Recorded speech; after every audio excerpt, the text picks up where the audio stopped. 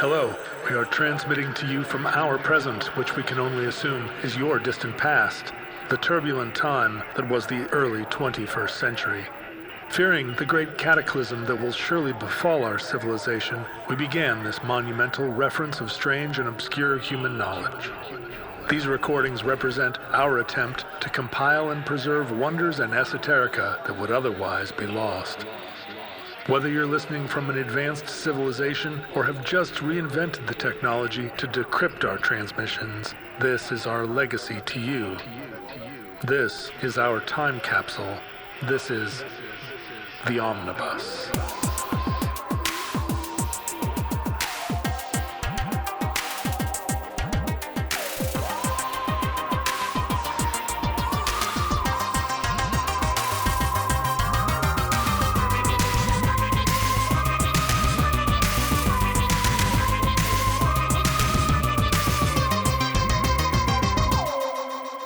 You have accessed entry 167.MA1323, certificate number 48560. Nolan Bushnell. And the only way you can play any of them is on a home video system made by Atari. Have you played Atari today? Hi, Kelly. Calling in from Albuquerque, New Mexico. Welcome to the show. Thanks for having me. Well, how would you describe yourself? Give me a one-sentence bio. A one-sentence bio. I fix computers for even bigger nerds. Yes. Yes. And potentially you fix computers for like some high-level nerds doing some high-level weird stuff. Am I right? Yes. That's a good way to put it. Okay. Thank you. Yeah. Yeah. When I said that, for those who aren't watching it on YouTube, he gave a very big, charismatic smile. So that'll give you some sense. He's not going to violate his security clearance, but. All right. Yeah. So Kelly, walk us through Nolan Bushnell. So partial confession, Nolan Bushnell's been mentioned on Omnibus before. In a John episode. Okay. It did sound familiar. So I guess this episode could kind of be considered a prequel or a sidequel to another Omnibus episode, The Great Video Game Crash of 1983. Yeah, so today we're going to talk about Nolan Bushnell, who was born February 5th in 1943 in Clearfield, Utah. And he was raised LDS, but identifies as a lapsed Mormon. And I think as the story progresses, we're gonna figure out that it lapsed pretty early in life. But before we get into Nolan, I actually kind of want to take a side trip, going back to 1962. Nolan Bushnell is known as the father of video games, but we're going to kind of get into a couple other folks that may actually be the father of video games. In 1962, where all great technology stories start. We're at the Massachusetts Institute of Technology, MIT, in the 1960s, and we're in the Model Railroad Club. My people. Yes, exactly. And what's funny about the MIT Model Railroad Club is it did start in the 40s as actual Model Railroad Club. By the time the 60s it hit, it was sort of this like code for just like all the like the techie guys that were nerdy even for MIT. Yeah, the Model Railroad Club at MIT has also appeared in the Omnibus at some point. I would be surprised if it hadn't. I mean, so many things, almost anything tech, any kind of tech you can think of, especially when it comes to computer tech, probably is rooted in the Model Railroad Club. And that's because by 1962, the Model Railroad Club had just basically expanded to people who like to tinker with electronics. And then, of course, MIT, being a university at the time, a technology university, was starting to get some of the first computers. And so these are some of the first human beings outside of IBM that actually even got to touch a computer. So obviously, you know, they're at the very, very beginning of this thing. And at the time, MIT had an IBM 704, which is a giant room-sized computer. It was one of those ones you feed punch cards into it, and it gives you punch cards back. And if you're a huge math nerd, like, this is very exciting stuff. But then a company called Digital Equipment Corporation, because tech companies had really boring names back then, DEC, comes up with what they call the PDP-1, which stands for the Programmed Data Processor 1, another exciting name. Yeah, they're really poets, aren't they? They really are. Actually, I think it's going to be a running theme is that maybe we shouldn't let the tech nerds name things. So it's a mini computer. And by mini computer, meaning the processing stack is about the size of a residential refrigerator. Whoa. Yeah. I mean, that's really small for the time. It is very, very small. And it was very powerful. And it had a switchboard of lights and switches. You could interact with it. It actually is really funny. It had a literal typewriter that also was the terminal. So you could type on the typewriter, and it used tape instead of punch cards. And then this is the big breakthrough. It had a CRT monitor attached to it. Oh, was it the first to have This was the first computer that was not just spitting back either dip switches and lights or punch cards. It was actually had a CRT monitor on it. But it wasn't as powerful as the IBM 704. And so DEC gives it to MIT, and they're like, we can't sell this thing. Maybe your students can figure out something to do with it. Because at the time, computers were just being used to calculate insurance premiums and rocket trajectories, right? There wasn't and the census. I think the census was one of the first real world applications of the computer. Because the government was the only entity on the earth that could afford these things at the time. So they give one to MIT, and a guy named Steve Slug Russell, because everybody in the Model Railroad Club had to have a cool nickname, right? Like a fighter pilot. Yeah, exactly. Even though those guys are the opposite of fighter pilots. So anyways, Steve Slug Russell, he has this idea. He's been reading a lot of he loves comic books. He's been reading a lot of science fiction novels about space cops lately. And he's like, we can make a game on this thing. And people had been toying with the idea of games on computers for a long time. I mean, Alan Turing had an idea. He wrote a computer game. Alan Turing being the one that broke the ENIAC machine in World War II. But no computer existed in his time that could run his program. He wrote it, but it was like Leonardo da Vinci's helicopter. Yeah. It couldn't be built. It couldn't be built. I think they ran it later after he died, and it worked when they finally invented a computer that could run it. But anyways, but Steve finally has access to the computing power. So he makes a game called Space War, one word with an exclamation point. This is the first game, Space War? Space War. Yeah, exactly. And it's awesome, right? It's a great name. So he makes Space War, and Space War it's two rocket ships, and it's like a dogfight.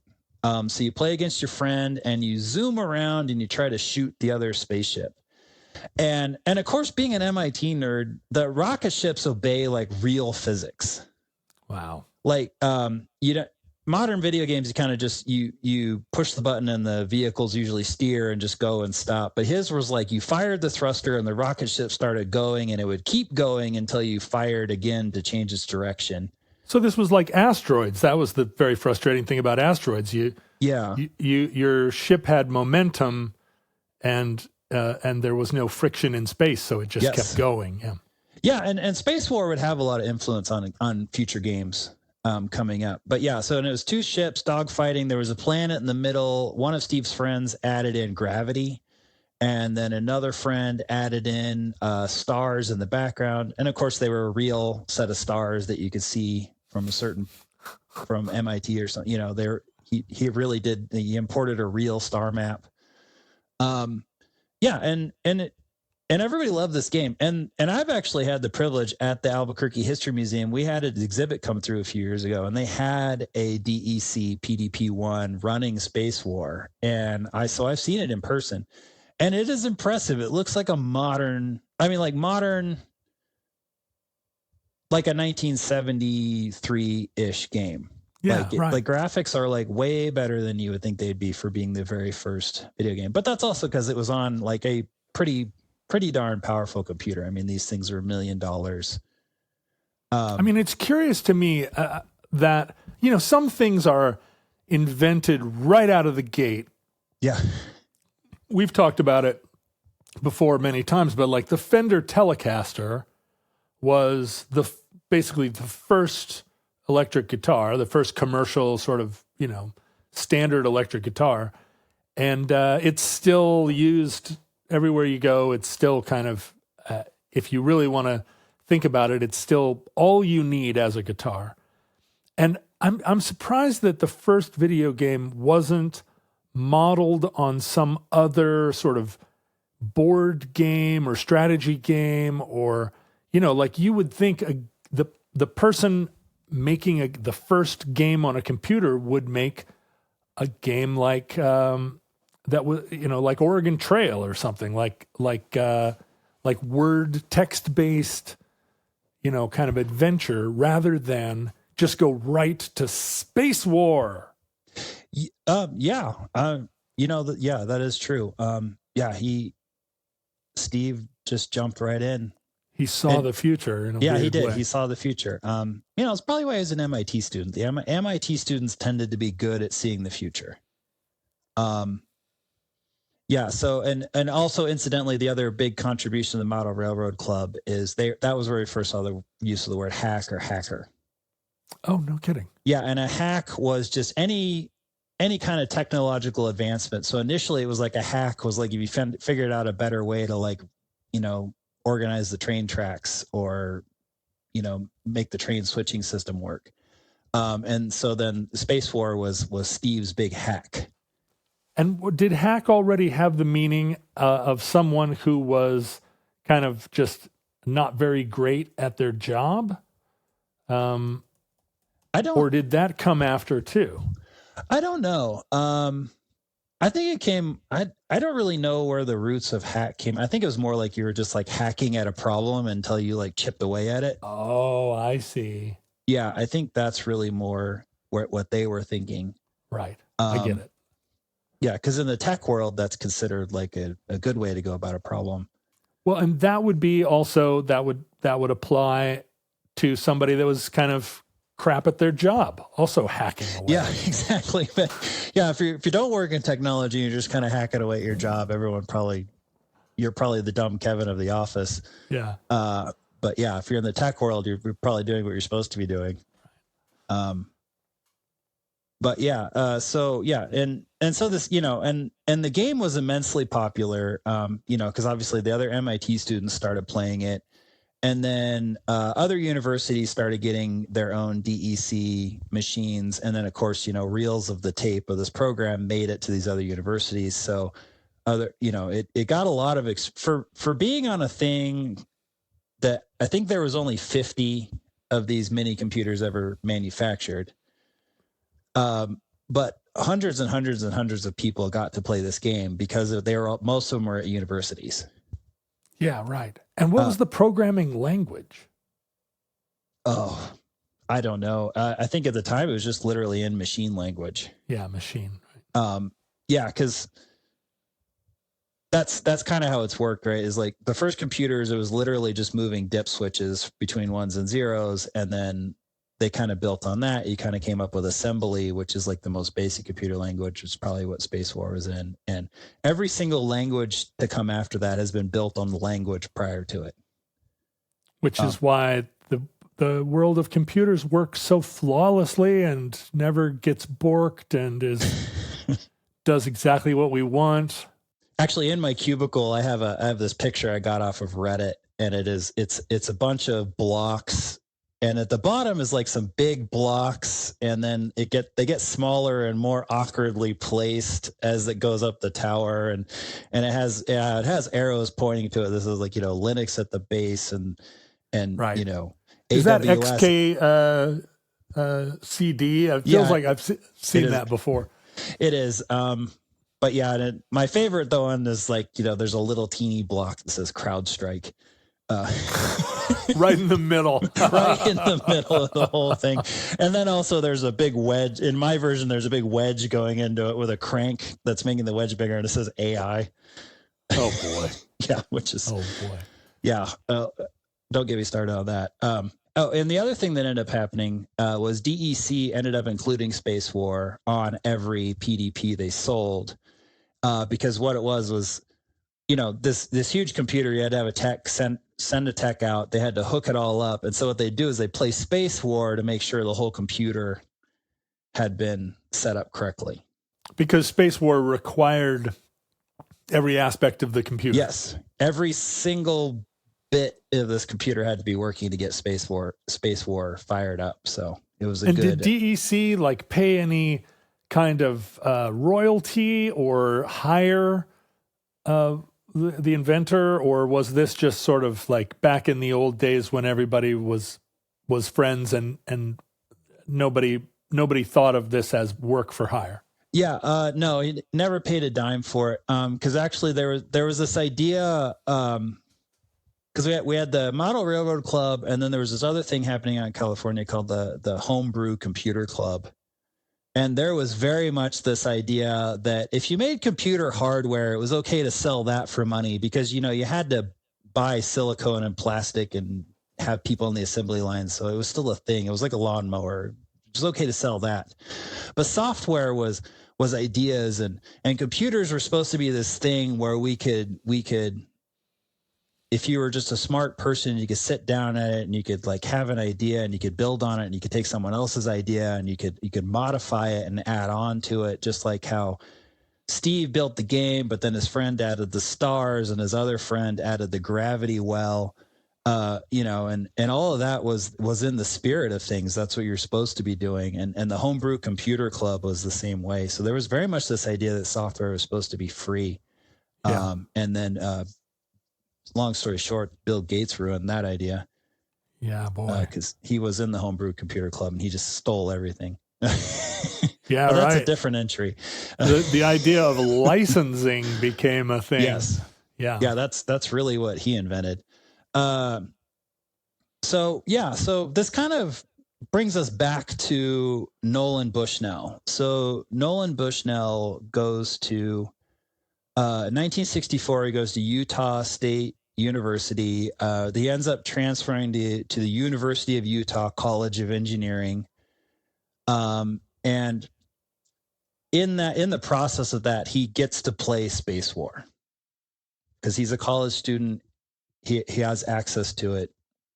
And so he sees Space War, and this already like plants a seed in his brain that stays there while he finishes school. And the other half of the other seed that gets planted in Nolan Bushnell's brain during his college years is Nolan Bushnell is kind of really good at like handing himself lemons and then making lemonade. So one of the first things he does is he loses all his tuition money gambling. Oh yeah, right on. Right? I mean, so he's left the church behind by this point. Yeah, clearly. So he loses his tuition money gambling. So he has to get a job, and he gets a job at Lagoon Amusement Park, which is another kind of indication he's lapsed, right? Because, you know, as you know, during this time, amusement parks were kind of considered seedy. Yeah, sure. You know, pinball was associated with gambling. You know, and this amusement park has all the other things, you know, the knock over the bottles with the baseball, the get the ducks out of the pond with a fishing pole, you know, all those games that like you see at the plus state. Probably the world's hairiest woman and a two-headed calf. Yeah, but Nolan is working in the midway portion, so he's in the games. He starts off as like he's the caller, he's the guy trying to get you to come over and throw a baseball at the bottles, and he's pretty good at it. he knows that like he has to put on a show and then you play the game and you lose and he's like, sorry, kid, next. Or probably not kids at the time, but anyways. So yeah, he, after 2 seasons, he's made manager of the games department because he's like doing really well at it. And so during this time, even while he's learning engineering, he's learning the business of games. He's learning the importance of having a hook to get people in to play games. And then he's learning about how the best games get in so many quarters per hour, things like that. So he's really, really fascinated by this thing at this point. So then he graduates from the University of Utah with a degree in engineering. With a degree in engineering, yeah. Isn't this interesting? It's so wonderful how so many great careers start as just a side quest, as just the weirdest other, but it combines somehow with your. I always wanted to be a radio DJ when I was in high school, and it took me 30 years. And now basically I'm a radio DJ. Yeah, exactly. Yeah. And I think that's happens to a lot of us. We actually find what we want to do when we're young, but then we find out it pays peanuts. So we have to go through all this other adventures. And then we finally get to do it, in our 40s and 50s. Right. Yeah. So then afterwards, he works for a couple different engineering firms. He ends up at a place called Ampex. Sure. Yeah, which I know them quite well. They're making the magnetic tape that's running the computers. Yes, they are. And you kind of went into this in another Omnibus episode, actually, about Nolan's time at Ampex. So yeah, he's working at Ampex. They make electronics, industrial controls. They also make the tapes. They make a lot of early electronic stuff. Nolan tried to get hired at Disney several times. He really, really wanted to work for Disney. But never quite made it because they have pretty high standards. Also, it's kind of hard to get hired by Disney if you don't graduate from the University of California system. Right, it's pretty tricky. But while he's at Ampex, he meets his buddy Ted Dabney. Actually, I think Dabney is the one that ends up showing him Space War. And the other thing that happens is Ampex allows the employees to take home a certain percentage of spare parts. These are things like just loose transistors and things like that. They're like a nickel a piece. Right. They can take home. There are companies that are super mad if you take home Post-it notes. Yes. Yeah. And so this is kind of like another one of those things that happens in the Nolan Bushnell story that lets him get started. So anyways, he through a combination of him fabricating his own cabinet and some spare parts he gets from Ampex and he puts his own money into it too, he decides he's going to make a commercial version of Space War. He's come up with the idea of an arcade machine version of Space War. And he gets this other company he used to work for. He licensed or hires them out to make this crazy fiberglass cabinet that it goes in, but it looks very much like a modern arcade cabinet. And it's kind of a miracle that he pulls this off because Space War took a ton of computing power. But the way he does it is the machine is purpose built to only do Space War. Right. And compute and processing power is doubling every what at this point? Every year there's but at this point this is before microcontrollers. He does this all with wires and transistors. Oh, okay. So literally he has boards of wire maps that make the spaceships and make the physics and everything. It's it's crazy. So it takes the whole cabinet to hold this stuff. But he does it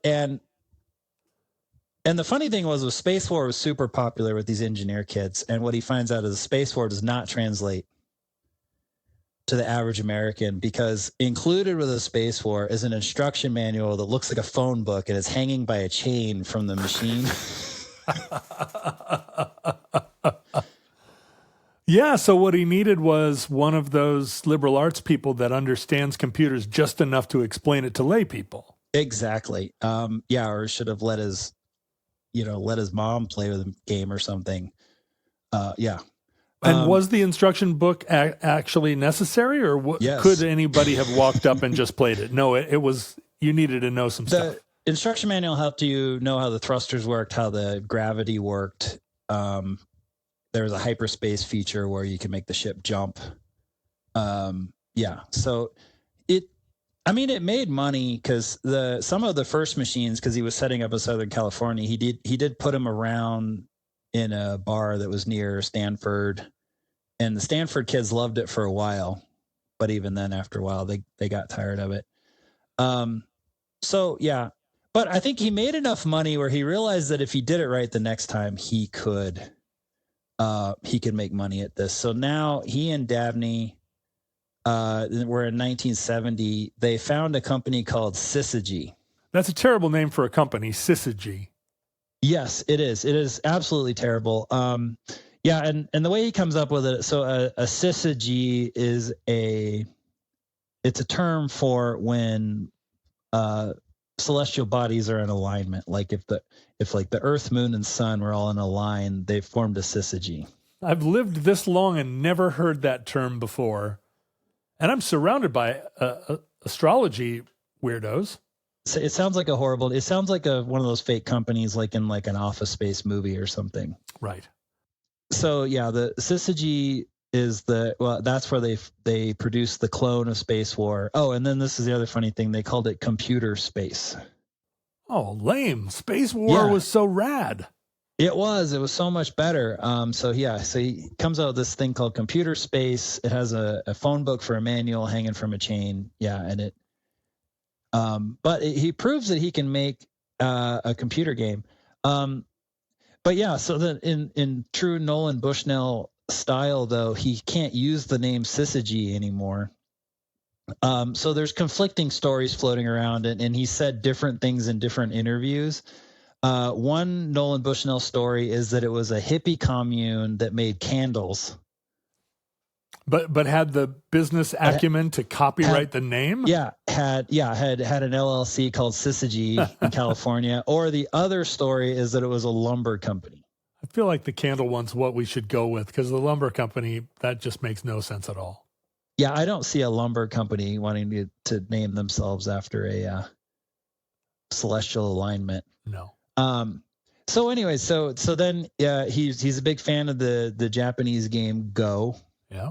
Yeah. And Atari is kind of the term for check in that game, or equivalent. It's a Japanese word, Atari. Yeah, it is a Japanese word.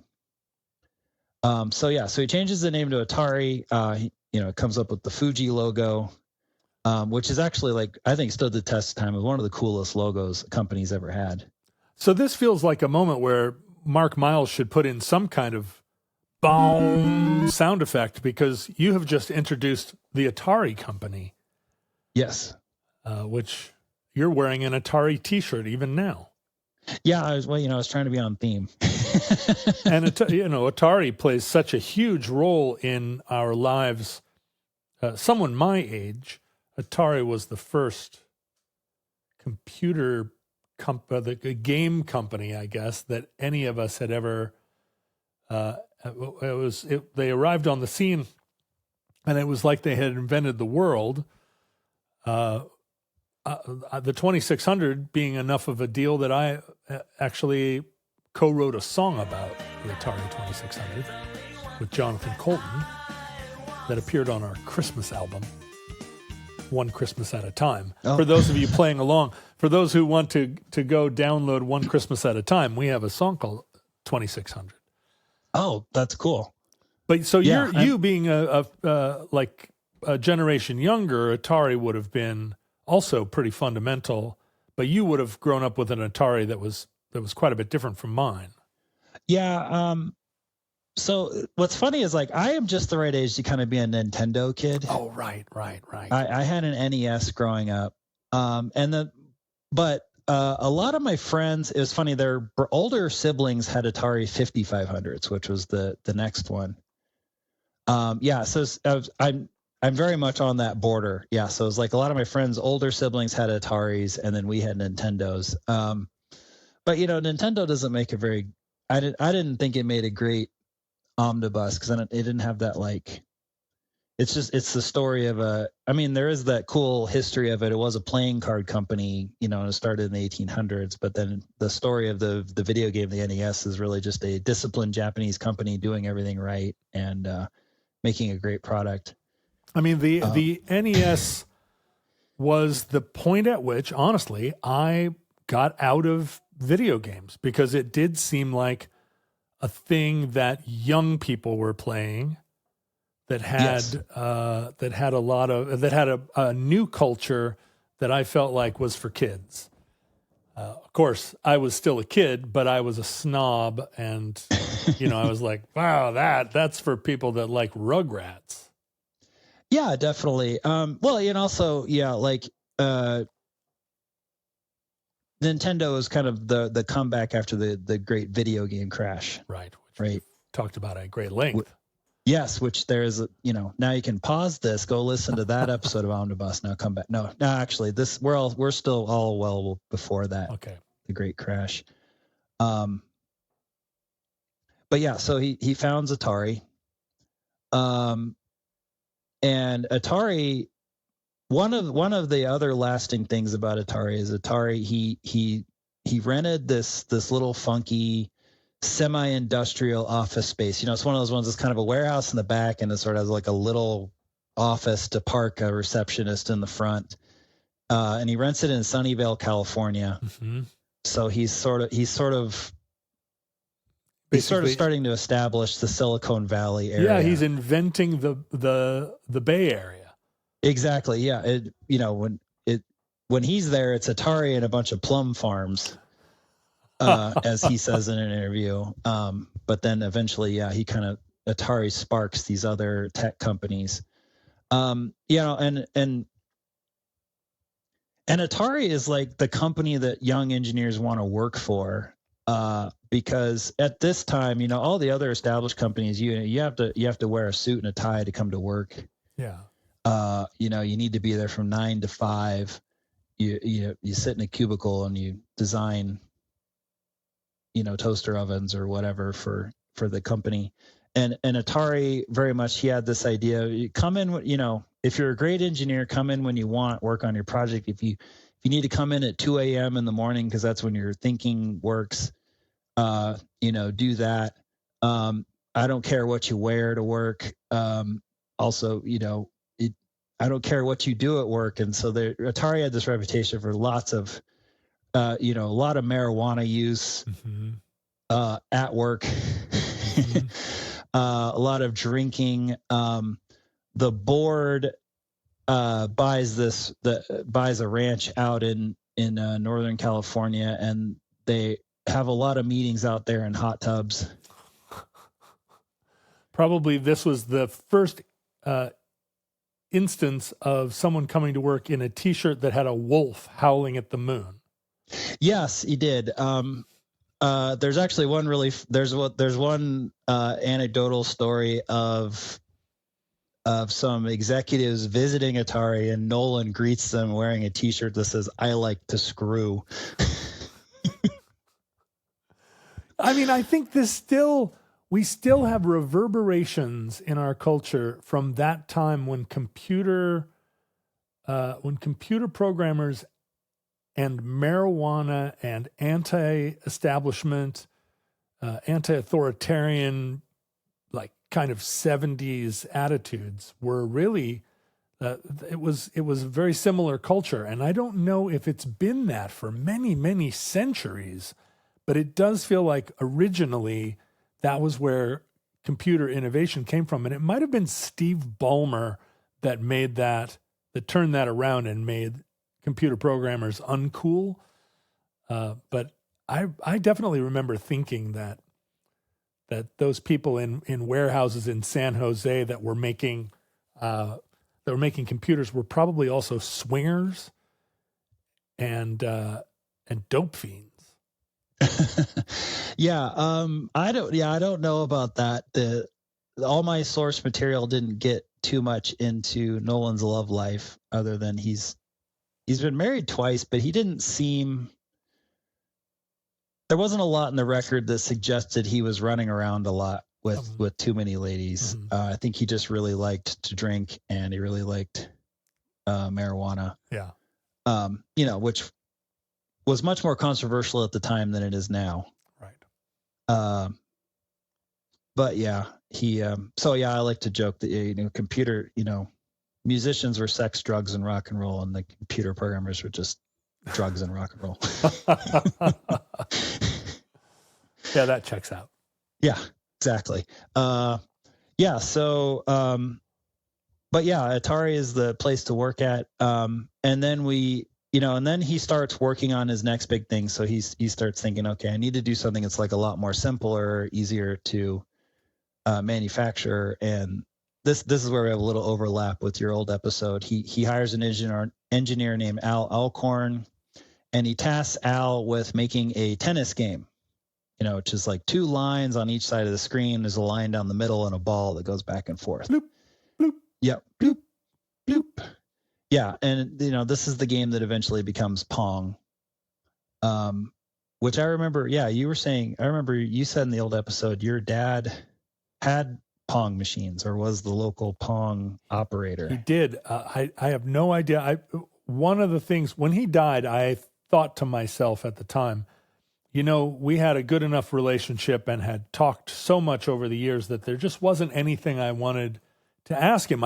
Nothing was left unsaid, which I think is a lot of people's regret when their parent dies and then they're like, oh, I never apologized or I never found out, about my grandmother. But after I had a kid, all of a sudden I did have all these questions like, wait a minute, why did you do that? Like the decisions you made in 1972, now as a father, I'm having a really hard time understanding what you were doing.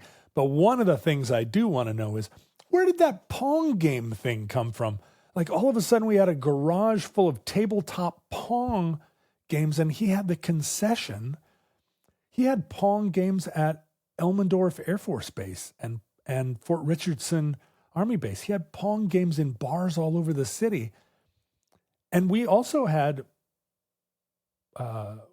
Space War, or asteroids and the early, like the one, what was the one with biplanes, like some kind of biplane fighter game? We had a whole warehouse full of them, and I don't know if my dad ever made a penny from it. Oh, okay. Yeah. Well, one day we didn't have them, And then one day, yeah. He said they came back and they were all gone one day. Right. Yeah. Yeah. And that was a pretty common, because the model at the time was Atari just made these machines and then sold them.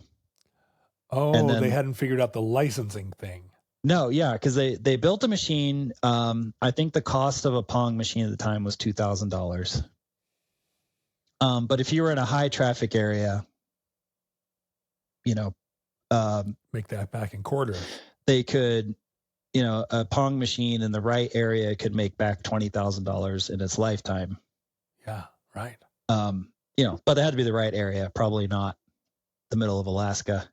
But, well, there's not very much to do up there, so that is true. Maybe, I don't know. Maybe he did better than you thought. I don't know.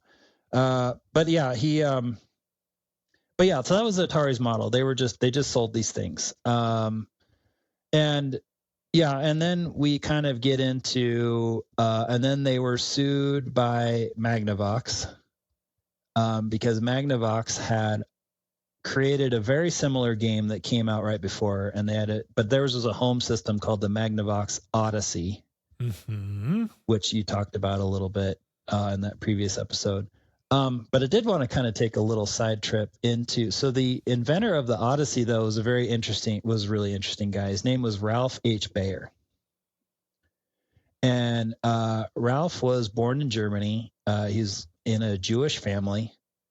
And like many families at the time, they fled Germany just before the Nazis took over. Okay. They fled weeks before what they call the Night of Broken Glass, and that was the night that Germans went to the streets and broke the glass and burned and murdered Jews in the street. Crystal night. Yeah, exactly. Yeah, thank you. I couldn't remember the German word for it. Ralph and his family fled to America, and he got work in his cousin's leather factory, where Ralph had he had a knack for machinery, and so he took a machine that sewed together briefcases, and he rebuilt it so it could sew 5 briefcases at one time. Okay. Yeah, and so his cousin started making more money. And then he started becoming interested in radios. He did a correspondence course to learn how radios work. But then he got to be of age, and then he was drafted into the U.S. Army, as so many people were. And then he became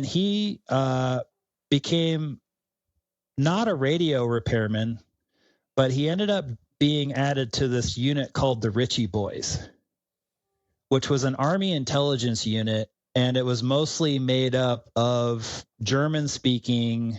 A lot of them were Jewish,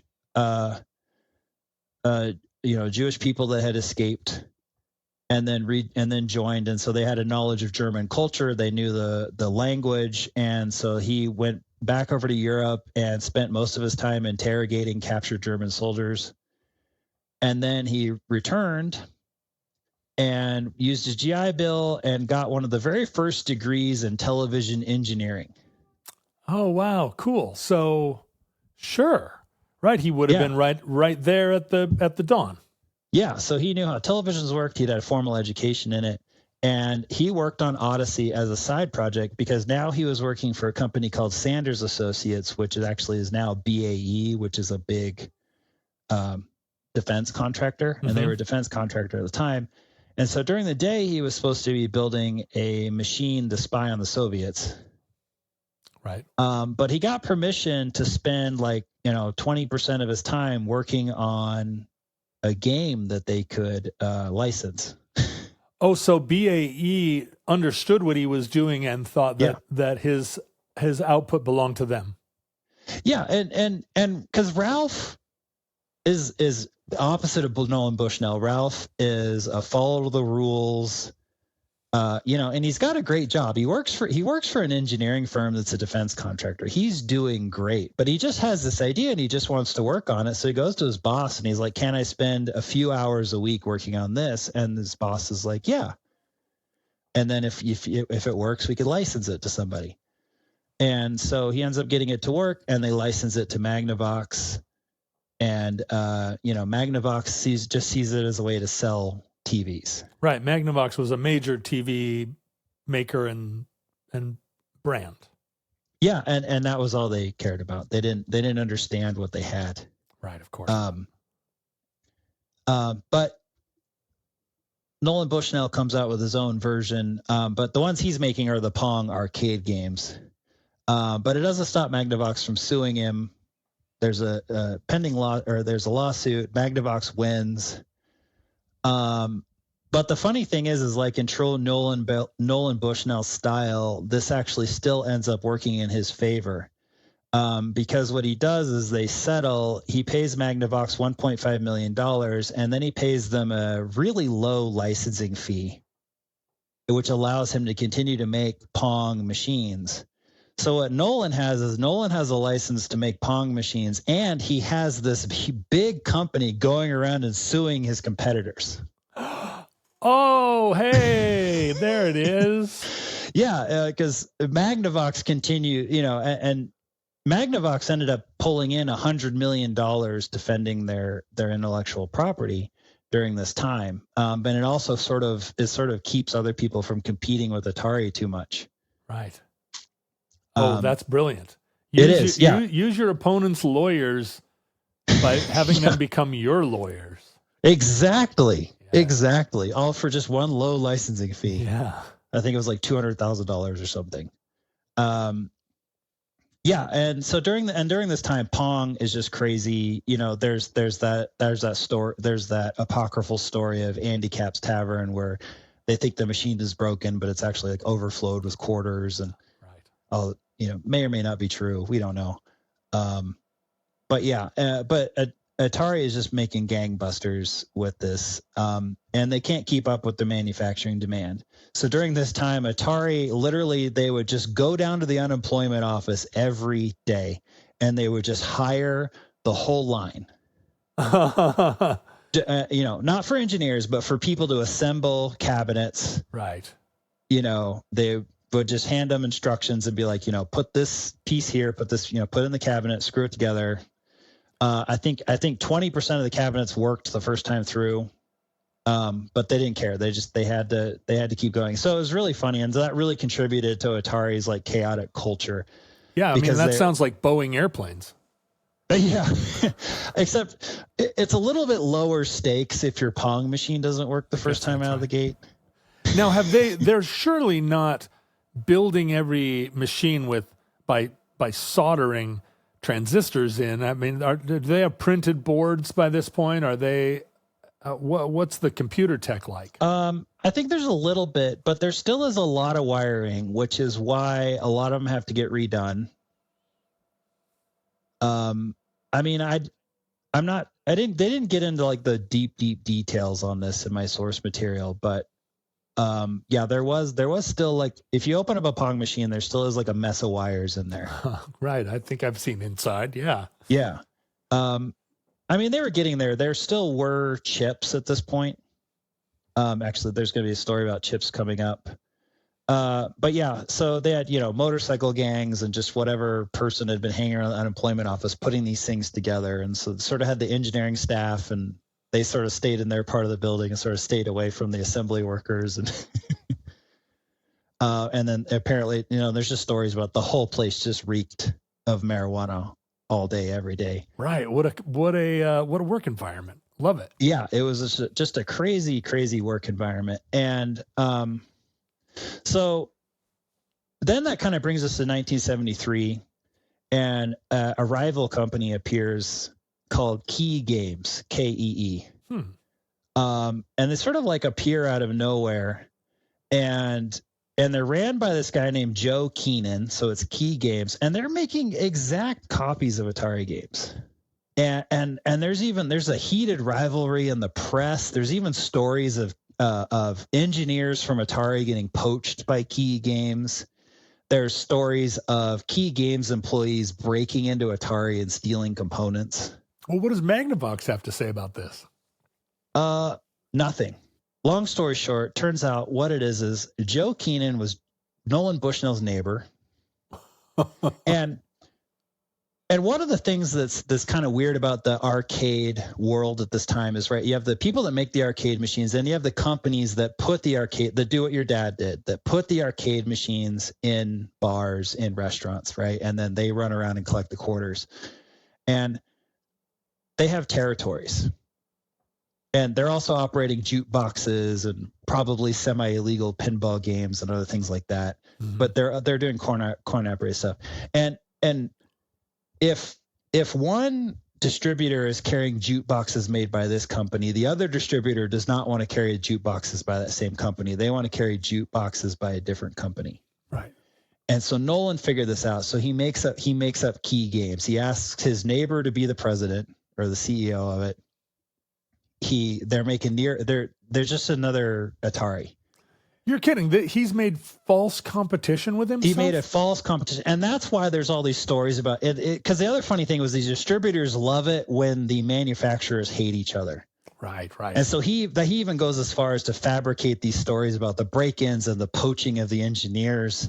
And the distributors just eat all this up. Until one day when suddenly Key Games starts beating Atari. So Key Games comes out with a game called Tank, which there is no Atari equivalent, and Tank starts being incredibly popular. But this is Nolan putting Tank over in Key Games. This is Joe. Wow. Joe and his engineers have come up with Tank. and about this time, the distributors are kind of getting wise to it, but also like video games are becoming so lucrative. This kind of old school jukebox game sort of fades. And so now at this point, Key Games gets merged in 1974, so really we only had about a year of this. 1974, Key Games gets merged back in. But one thing we've learned from Key Games is that Joe is actually much better at running a company than Nolan. So Joe becomes president of Atari. Nolan is still CEO, head engineer at this point, sort of just running around causing trouble. Yeah, that's a role that still exists at every tech company in the world. Yeah, exactly. Troublemaker. Yeah. So now they've remerged, and then that kind of brings us to 1974 and employee number 40. Mm-hmm. So in 1974, they hire their 40th, and I don't think this includes the assemblers. This is our 40th engineering employee. Right. So it's this real scuzzy kid, and he keeps hanging around the receptionist's office, and he won't go away. Yeah. And Al Alcorn even says in an interview that he goes to Nolan and he goes, well, there's this kid hanging around, and he goes, I think we should either talk to him or we should call the cops. Right. And so Al decides to talk to him, and they end up hiring him, and this kid's name is Steve Jobs. Of course. Yeah. This is how I got my first job too. Scuzzy kid that hung around the office. Yeah, and it's funny. And the stories are that Steve had really long hair, and he smelled really bad. He had really bad hygiene. And this is coming from this like company where like they're all partying and they've got motorcycle gangs working there, and they think this kid's gross. So I mean, that kind of gives you an idea of the degree of this. And this is where we get to. So Atari is working on a game called Breakout. Breakout is it's the one where there's a paddle at the bottom of the screen and a ball that bounces like Pong, but you're getting rid of bricks that are at the top of the screen. And the ball starts to move faster and faster, and the bricks, yes, come closer and closer. Yeah, I played a lot of Breakout. Oh yeah, because Breakout was a huge hit for Atari. So anyways, Breakout, they've got Breakout built, but the problem is Breakout has too many chips. Because we are using the computer chips, but each chip has a specific job. It's not like nowadays where we have a CPU and you just program with software. And Breakout has something like 200 chips or anything. How did these machines? And what they would do how did they cool these machines? It seems like they would just be baking hot. Well, because these chips are way simpler than CPUs, they don't get hot. Oh, okay. Yeah, these are sort of the predecessors to like a modern CPU. Got it.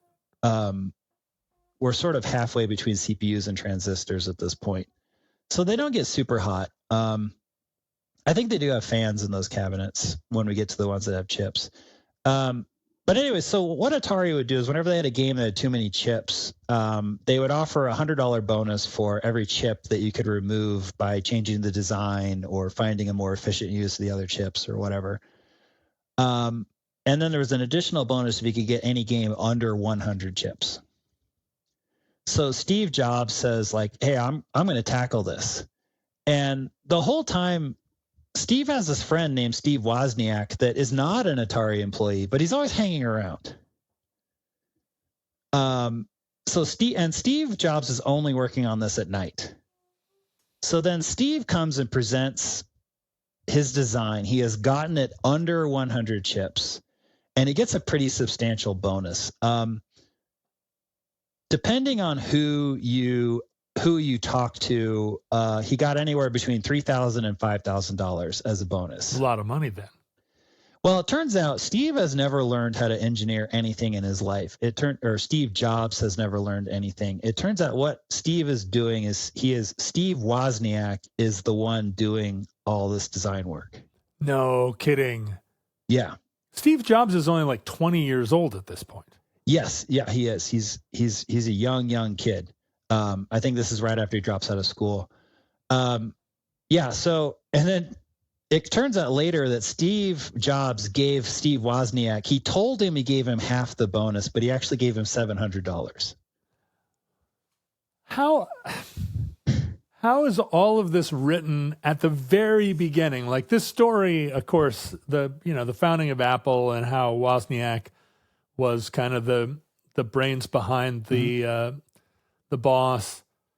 Like that's all kind of written into the story now, but this is just It's just from the very DNA of Steve Jobs's career is that just as you said, Bill Gates's real innovation was figuring out how to license software, and Steve's innovation was just getting Steve Wozniak to do the work. Yes. Yeah. I mean, and that's kind of every tech company, even like modern tech companies. Every tech company is really just a pool of engineers, and these are just folks that went to school because they like to put things together and figure stuff out. And then there's a whole nother staff of middle management and project planners just whipping the engineers until they make something. Right. Wow. So Steve did know how to program computers, or didn't at all? Oh, no, Steve Jobs, it turns out he really didn't know much of anything about technology. Wow. He knew how to spin a good story, which is, probably critical to Apple's success. Right. Steve Jobs was the front man. He obviously somewhere along the line he learned how to he shaved his head and learned how to take a shower and put on the black turtleneck. Yeah. Well, but he still had that utilitarian, like, well, I guess I have to shower, but I'm not going to ever choose my clothes. I'm just going to wear the same thing every day. Yes, exactly. Yeah, and a lot of other tech CEOs. I mean, Mark Zuckerberg does the same thing. He's pretty famous for just wearing a gray T-shirt and jeans, and apparently he just has 50 of this gray T-shirt. And I'm sure they all cost $1,200 and are made out of pure cashmere. Yeah. Oh, yeah, definitely. Yeah, it's made by kittens or something. But yeah, they are. Yeah, Steve Jobs kind of pioneered all of that stuff, and Steve Wozniak really invented the tech. Yeah, and then it's funny because Steve Jobs eventually left, Steve Jobs went on a pilgrimage to India. That Bushnell ended up buying him a plane ticket to get there, because Bushnell needed him to stop in Germany and fix some Pong machines or some arcade machines that were malfunctioning in Germany. So he gave him a quick class on how to fix stuff, and then flew him to India via Germany. And then that was kind of the end of Steve Jobs at Atari, except the one last final kind of gotcha in that is that Bushnell, after Steve Jobs came back from India, Bushnell did introduce Steve Jobs to Sequoia Capital, which is the venture capital firm that funded Apple. Right. So Steve, and the funny thing is also Bushnell was offered a chance to buy into Apple for $50,000, which Bushnell chose not to. Oh dear. Yeah, and there's a famous quote that he says in an interview. He goes, "I was so smart, I said no. It's kind of fun to think about when I'm not crying." I mean, just imagine. Yeah. The billions that represented. But, Donald Sutherland turned down a percentage of the receipts for Animal House, and he would have also been a multi-millionaire from that. Oh, yeah. I mean, there's stories like that all the time. And actually, it's funny because not Steve Jobs, Bill Gates actually tried to set up Microsoft in Albuquerque. Yeah, that's right. And so actually, there was an old guy I used to go to church with, and he worked in the same building that Bill Gates was renting an office in the basement of. And he would tell the story about how he was going to work, and every morning there was this scuzzy kid in the elevator. And then he says, one day this scuzzy kid has the nerve to ask me for $200 to buy 100 shares of stock in his company. The nerve. The nerve. Yeah. And then he's like, and then 5 years later, this company was all over the news. Yeah, right. Well, I could have bought Bitcoin in 2011. Yeah, I think everybody has a story like that, but that's my favorite one. That's pretty great. That's pretty great. You're only 2 kisses away, or you're only 1 kiss away from somebody that could be worth a lot of money. But this is an alternate universe where Microsoft is in New Mexico, and you've been working for them for a dozen years. Oh yeah, that's true. Yeah, it is an alternate universe. Yeah, think about it. if that guy had given him the $200, he would have stayed. Yeah, right. Oh my God. Yeah. Whoa. $200 had changed history. Yeah. So then, anyways, we get up to 1975, and Atari's decided they're going to do home Pong, because Magnavox Odyssey isn't really blowing up the world because Magnavox isn't handling it right, and so they decide they can get into this game. So they engineer their own version of home Pong. It looks better than the Magnavox Odyssey. It has some advanced features. Al Alcorn added you can put English on the ball if you move the paddle right. Right. That's Things right. like that. There's a lot of it was a better version of Pong. So they engineer it up, and that part's not very hard. The hard part, though, is, this is pre-internet, and the way you really want to sell a product is you need to get into the Sears catalog. For sure. The way the Sears catalog works at this time is every department has their own manager, and at first they're trying to get into the toy section, but the vice president of the toy section of the Sears catalog doesn't really understand what he's looking at. And so they actually end up going with the sporting goods department. Really? Yeah, because it's table tennis, right? Yeah, of course. They're like, look, you could put it right next to the actual table, the actual ping pong table, and right next to it you could have electronic ping pong. That is not where I would have looked for it when perusing the Sears catalog. I'm surprised it wasn't with the televisions and radios. Yeah, exactly right. You're thinking maybe be with the toys, maybe be with television. It ends up in the sporting goods section. But also it's really funny. Now, this is back in the day too. Like when Sears is going to add something to the catalog, like they want to come out to your factory and they want to see it. Right. And they want to look at a demo of the product, and they want to see your manufacturing facility and all this stuff. So there's this really funny story. And of course, Sears is blue suits and tight cut haircuts, real straightforward square company. Right. And they send a group of executives out to Atari and they walk in.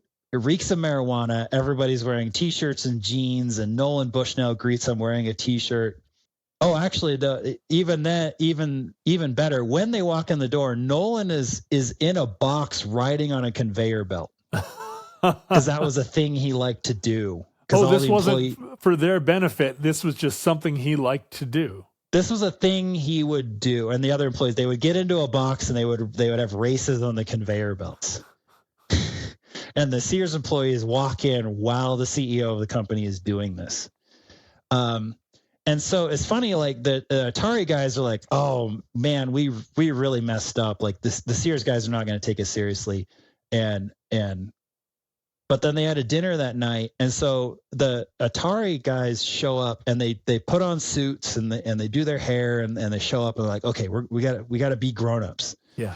And the funny thing is apparently the Sears executives went back to their hotel rooms and were thought, oh man, this new like trendy company is going to think we're a bunch of squares. So they showed up to the dinner in T-shirts and jeans. That's very cinematic. That feels like a scene from a movie about this.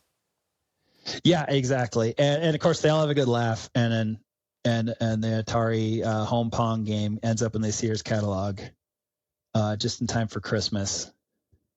And do people find it? Does it sell well in the catalog? Yeah, it does well enough. It does well enough that Atari actually escapes the need to get venture capital money. That's kind of a little side quest that is like way too detailed to get into right now. No, but that's a big deal. They don't have to. They don't have to split their profits with bankers. Yeah, exactly. So yeah, it kind of saves the company. And then it also, this is what finally catches the attention of Warner Communications. So in 1977, Warner Communications is, Warner is wanting to own everything media. They want to own television, movies, movie theaters. And so they decide they need to add video games to the portfolio. And so they buy Atari for $28 million. Bushnell receives $15 million of that. Whoa. Yeah.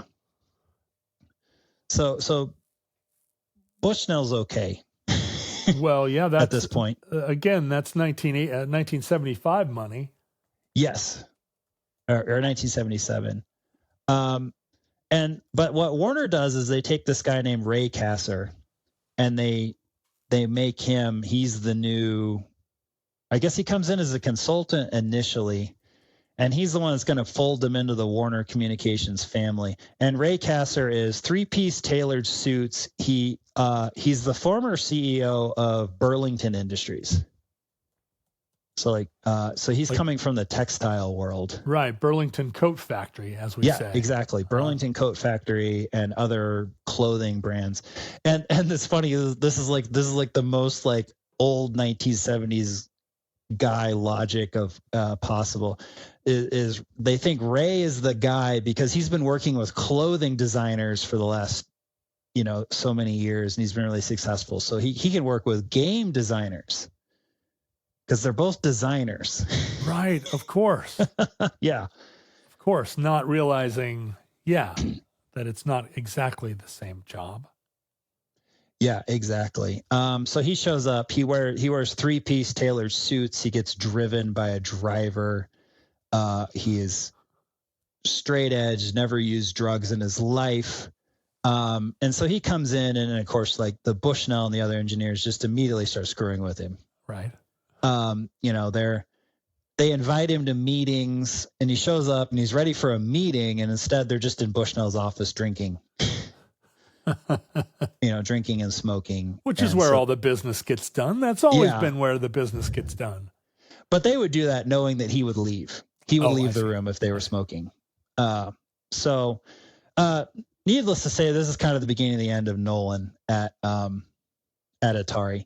So he eventually Nolan decides he's going to leave Atari because he's just not fitting in with how Ray Kasser's running the company. He's got $15 million in the bank. He'll probably be okay. Did that seem like a good price for Atari at the time?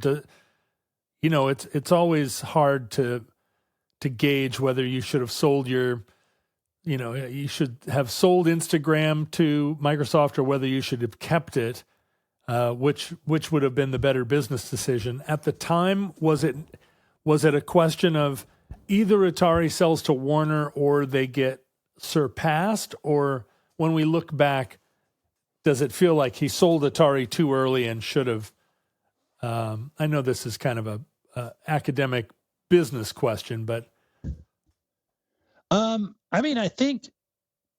think they sold because $28 million was. It's a lot of money today. It was a ton of money. Yeah, and it was even more money in 1977. Obviously, in hindsight, they sold it exactly the right time because right down the road is the great video game crash. Right. So, once again, Nolan kind of got out by the skin of his teeth. Yeah, he did. Which is fine. Warner is a big enough company that even though there is this great video game crash, they obviously survive. They're still around today. Well, it says here, Ken loves to do this, and now I'm doing it too. In 1977, $28 million was $150 million in today's money. Okay. Maybe for a tech company, you would probably get more these days. But, keep in mind, this is the time we didn't know that tech was the golden. Yeah, that's right. They're selling this machine. as a sporting good. So, sure. Yeah, they thought they were buying a sporting good company or a children's toy. So then what does Nolan do? Does he go and live the rest of his life on an island? So Nolan finally works on his passion project that has been secretly percolating in the back of his brain since 1970 when he met Ted Dabney. So Nolan, because remember in college he worked for the Lagoon amusement park, right, and he liked the idea of operating games. He had always had this crazy idea of a pizza restaurant that also had video games. Wait a minute. Go on. Yeah. But video games weren't where they needed to be. So obviously he needed to go invent a whole industry first to make his pizza restaurant work. And actually it's funny, the last few years, he actually spun off this company. Originally, he was going to call it Coyote Pizza because he had bought a costume, like the folks that walk around Disneyland. You know, you can walk up and talk to Mickey Mouse. Yeah. He had a costume custom made. It was supposed to be a coyote, but it had been sitting in his office as employees said, you know, Nolan, it looks a lot more like a rat.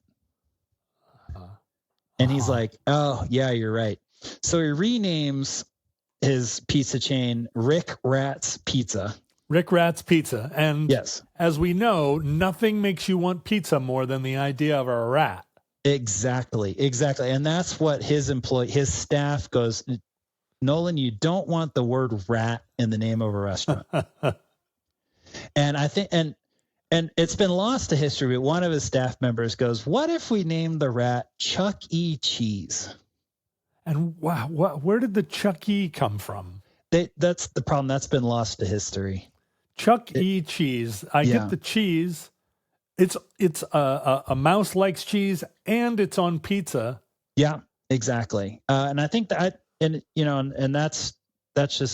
where that's where it came from. Is they're just like, well, you know, Chuck E. Cheese, like he's still a rat because unfortunately we ordered the rat costume by accident. Right, thinking it was a coyote. Yeah, exactly. But they say let's call it Chuck E. Cheese. And so he actually calls it like Chuck E. Cheese Pizza Time Cafe or something like that is what actually the first location is called. And so he had actually opened that a few years before he left Atari. And so as he's leaving, he goes to Warner and he buys back Chuck E. Cheese from Warner for $500,000. Seems like he really. Because that seems like an awful lot of money to buy back your rat-themed pizza parlor. Yeah. But he's got a vision. He does. He has a vision, and also it's because Chuck E. Cheese originally was a part of Atari. Right. So he kind of had to buy it back from Warner. So he buys it back from Warner, and then he's like, okay, I got one location. It's working. It's making money. He comes up with the idea of Chuck E. Cheese also because he always wanted to work for Disney. He has this idea that he wants animatronic characters. Right. But unfortunately, he's not that great at animatronics. He gets an animatronic guy, but he doesn't get like the best animatronic guy. So they're in picture frames on the wall. The animatronic characters are. Yeah, the animatronic characters, they're like from the torso or chest up. They're like talking heads. And they're in frames on the wall, sort of like a bad Harry Potter movie. Yeah, right, like a spooky, why are these pictures alive kind of thing. Exactly. And it's actually kind of funny. Initially, Chuck E. Cheese has a Jersey accent. He has a cigar in his hand that he's like smoking, and he's like sort of an insult comic. So he sort of razz the audience. He would and then he's like which one of these kids has a birthday today? and he's kind of making like slightly off-color jokes. And so he has that, and then he has a cast of characters. Then Chuck E. Cheese has a Pascali, which is the worst Italian stereotype. Like every Italian stereotype rolled into this animatronic character and then like turned up to 11. What is a Pascali? That's just, it sounded Italian. Wow. Like that's the character's name is Pascali. He's Pascali the chef. And he's just the worst Italian. Hey, azzalazza mozzarella. Yeah, exactly. He's like, hey, yeah. And then they have Dolly Dimples, which she is a hippopotamus who sits behind a piano. Yep. And every time she hits a high note, her like bosom goes up and down. Yeah. Okay. I have vague memories. Yeah. And then they have Mr. Munch, who is a hairy alien from another planet. Nolan later admitted he was just a straight ripoff of Cookie Monster. Okay. Yeah. Okay. All right. And then this is probably the worst character. They had Jasper T. Jowls, which was a hound dog. But he's supposed to be from the South, so he has like this horrible Southern accent and all the Southern stereotypes. And on both sides of his picture frame are Confederate flags. Okay. That wave back and forth to the music. Wow. Well, that Yeah. didn't test very well over time, I'm guessing. No, that's the part of the story that does not age well at all. I mean, part of the appeal of Chuck E. Cheese was that the animatronic band, which it eventually evolved to be a life-size or even greater than life-size band of animatronic animals, they were terrible. It was a terrible band, and the animatronics never got better, right? They were just always like, I mean, Disney had Abe Lincoln back in the 50s that was like plausible. Yeah. But, that was part of Nolan's problem, right? Disney had all the good animatronic engineers on staff. And Right. they weren't about to leave Disney for some pizza startup. Right. Right. So in 1979, Bushnell wants to expand. So he talks to a guy named Robert Brock, who's from this company called Topeka Inn Management. And so, Topeka Inn Management is, they run hotels, restaurants, right? Nolan's like, okay, I need a restaurant guy to get into business with. I'm going to franchise this to Robert Brock. Robert Brock takes one look at the idea. He sees the operation. But one thing Robert Brock does is he finds this engineer named Aaron Fetcher, and Aaron Fetcher has full-bodied animatronics that he's gotten working. Okay. Like he has Disney just in his level. garage, he's like a furry and he's trying to make a sex robot. I don't know about that, but Aaron, as like a personal project, has built a full band. Yeah. Called the Rockafire Explosion. Sure. And he's like demoing it. And Robert Brock finds him. So Robert Brock just backs out of the deal and just makes his own pizza restaurant. Oh, really? Yeah, he just completely backs out and just makes one called Showbiz Pizza. I remember Showbiz Pizza too. Yeah, exactly. And so Showbiz Pizza has a full band. They are full. They're not in picture frames. They have a stage. They're full-bodied animatronics, and they're a lot more like kid-friendly. The lead singer is Fats Geronimo, and he's like a bear. I think most of them they're bears. There's a Rolf de Wolf, and Billy Bob Broccoli. Billy Bob Broccoli, which is a play on Robert Brock. It's now crazy to me to think that at one point in time in my childhood, there were two competing franchise restaurant chains that used animatronic bands of anthropomorphic animals. Yeah. I guess when you're a kid, you accept these things like, oh yeah, well, this is like a total business model. Like, why aren't there 5 of these? And now it seems crazy that there was ever even one. Yeah, it does. And it also turns out it's just because like it's just two business guys trying to one up each other. So obviously Nolan sues him because Nolan's learned his lesson from when he copied somebody. They sued him, so he's like, well, I'll sue you. Right. He sues Chuck E. Cheese wins. So Showbiz Pizza has to pay out $50 million to Chuck E. Cheese. But Chuck E. Cheese is hit hard by the video game crash of 1983. Right. Right. I think because Showbiz Pizza has enough other things going for it, they weather the storm a lot better. So then the funny thing that happens is Showbiz Pizza ends up buying Chuck E. Cheese, and so at this point Nolan is done. He's since gone on and founded a bunch of like software companies and other littler companies, but he's never like tried to take on the world again. Are you saying that Nolan is still alive? Yeah, Nolan is still alive. I think he's about 80. I think he's 82.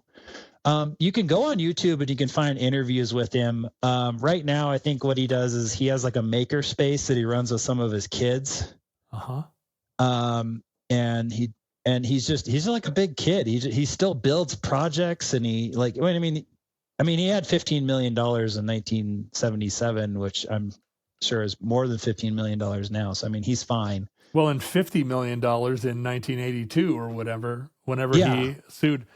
So Is this one of the first instances where it's conceivable that the subject of the omnibus entry might actually listen to the episode of the omnibus? He might. I mean, he's a big nerd.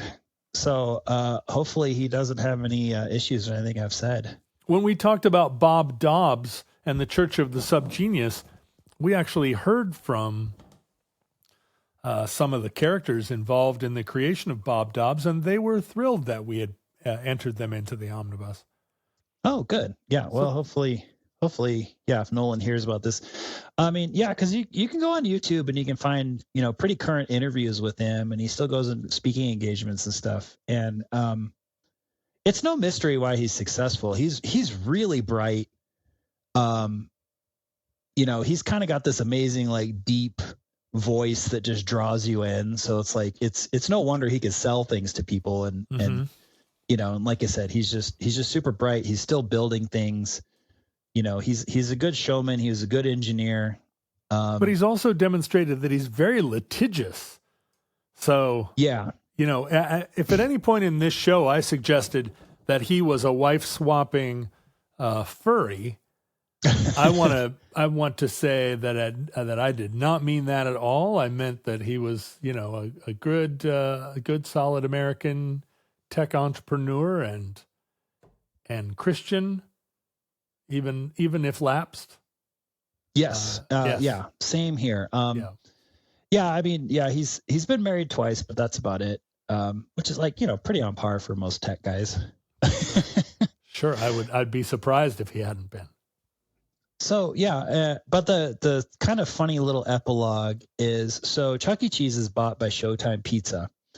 And then the one last like weird thing. I mean, actually, there's a lot of weird things if you look at the history of Chuck E. Cheese since then. It has been a total roller coaster of strangeness. But the one last weird thing for this time is right after Chuck E. Cheese gets purchased by Showtime Pizza Theater, Aaron Fetcher, the animatronic genius, leaves the company, and I don't know why this was the arrangement. Aaron Fetcher owned the rights to the Showtime Pizza characters.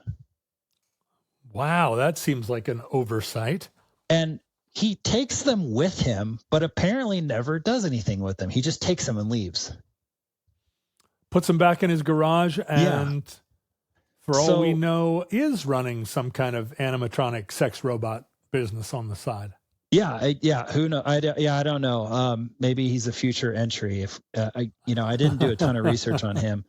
But so he leaves, and so Showbiz Pizza basically is like, well, we own these Chuck E. Cheese characters, so they sort of retrofit at least Chuck E. Cheese. I think they come up with some new characters, like obviously the Confederate hound dog doesn't quite make it through, the hippo that with the bouncing bosom doesn't move forward, but Chuck E. Cheese does. And actually what's kind of fun is you can go on YouTube and you can find old copies of a training video that the company put out, and it's just total nightmare fuel, and it's how to disassemble the Showbiz Pizza Bear and retrofit him with Chucky. Oh, so you see their weird eyeballs on some sort of Terminator skeleton? Yeah, you see him pull the hair off, and then and refit it as Chuck E. Cheese and the other characters in the band, and it's just total nightmare fuel. And it's also amazing because it's a mid 1980s VHS tape corporate training film. Yeah, I feel like that. Why has that never appeared in some sort of dystopian film about the end times, where the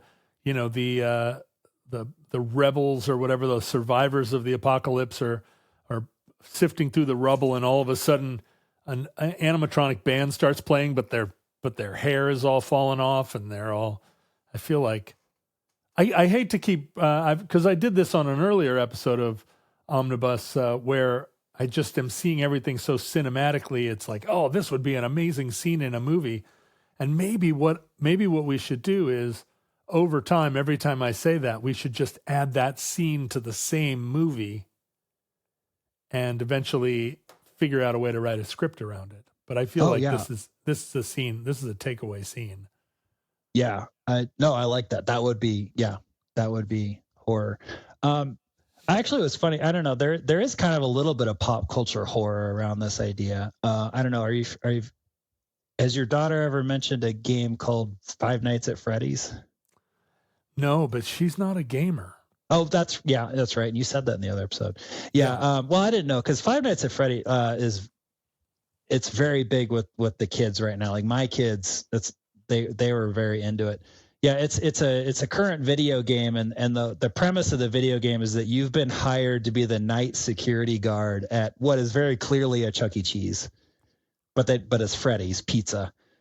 And what your employer doesn't tell you is that the suits come alive at night and try to get the night security guard. Right. So this horror idea is already in the popular culture. It is. And there was a movie that came out last year. And it's so amazing how many things come out that it just doesn't even hit me at all. I don't even get a whiff of it. Oh yeah. I'm only aware of it because of my kids. Five Nights at Freddy's is firmly the property of Gen Z. And that concludes Nolan Bushnell. Entry 167.MA1323. Certificate number 48560 in the omnibus. Futurelings, as you know well,